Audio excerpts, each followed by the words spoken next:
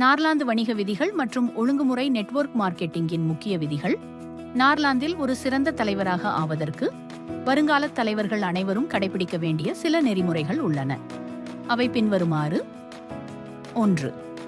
உங்கள் அப்லைனிடம் கலந்தாலோசிக்காமல் முதல் முறையாக எதையும் செய்யாதீர்கள். உடனடி அப்லைன் இம்மீடியட் அப்லைன் என்பவர் உங்களுக்கு இந்த தொழிலை அறிமுகப்படுத்திய நபர் அல்லது தம்பதியினர் ஆவார். இந்த தொழிலில் உங்கள் வெற்றி குறித்து மிகவும் அக்கறை கொண்டவர்கள் அவர்களே.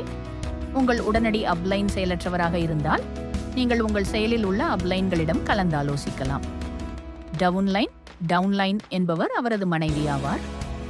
கணவர் அப்லைனாக இருந்தால் அவரது உடனடி டவுன்லைன் அவரது மனைவி என்பதையும் நேர்மாறாகவும் என்பதை எப்போதும் நினைவில் கொள்ளுங்கள். ஒவ்வொரு நகர்வையும் உங்கள் அப்லைனிடம் கண்டிப்பாக கலந்தாலோசிக்கவும்.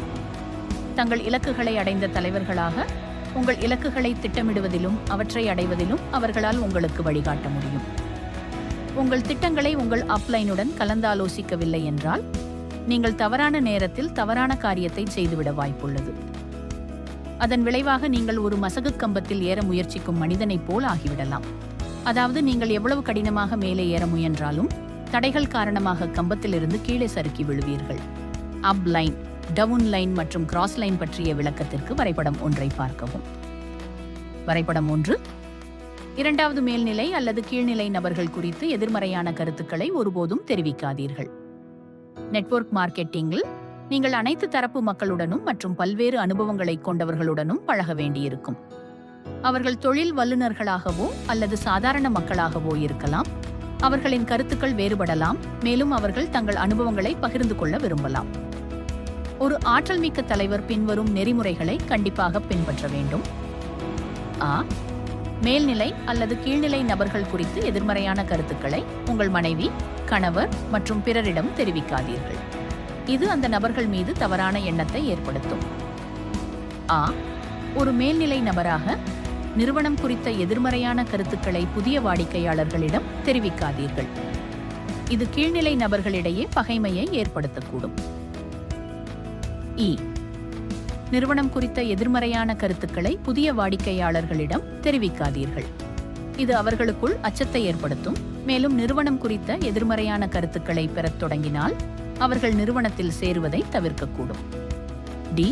கிராஸ்லைன்கள் ஆப்லைனை பற்றியோ அவரது நடத்தைகள், வருமானம், குடும்பம் போன்றவற்றை பற்றியோ விவாதிப்பதை தவிர்க்க வேண்டும். விநியோகஸ்தர்கள் தலைவர்கள் நிறுவனத்தின் அமைப்பு முறை குறித்து நிறுவன ஊழியர்களிடம் கருத்து தெரிவிப்பதை தவிர்க்க வேண்டும், ஏனெனில் இது அனைத்து தரப்பினருக்கும் இடையிலான சுமூகமான உறவை சீர்குலைக்கும். ஏதேனும் பின்னடைவுகள் ஏற்பட்டால் அதை உங்கள் அப்லைனிடம் மட்டுமே தெரிவிக்க வேண்டும்.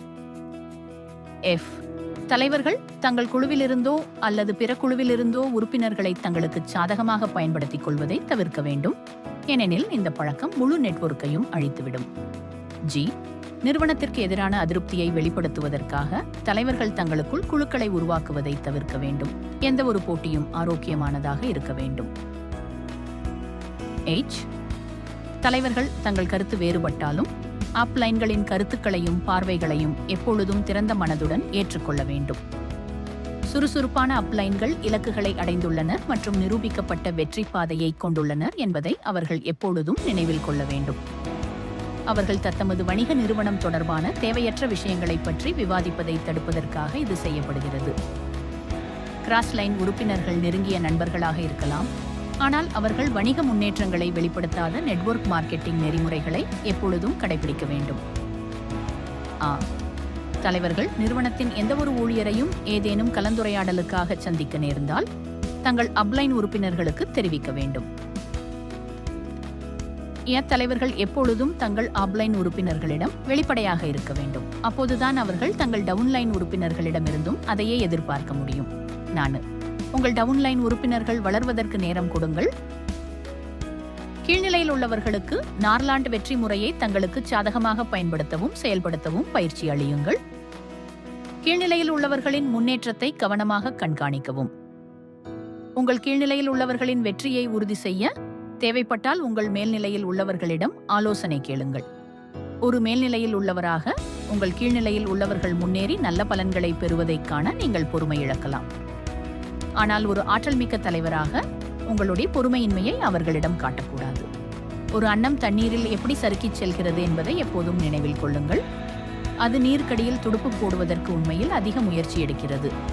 ஆனால் நமக்கு அது எந்த முயற்சியும் இல்லாமல் மிக வேகமாக சறுக்கிச் செல்வது போலே தெரிகிறது. தலைவர்கள் ஒரே இரவில் வெற்றி பெறுபவர்கள் அல்ல.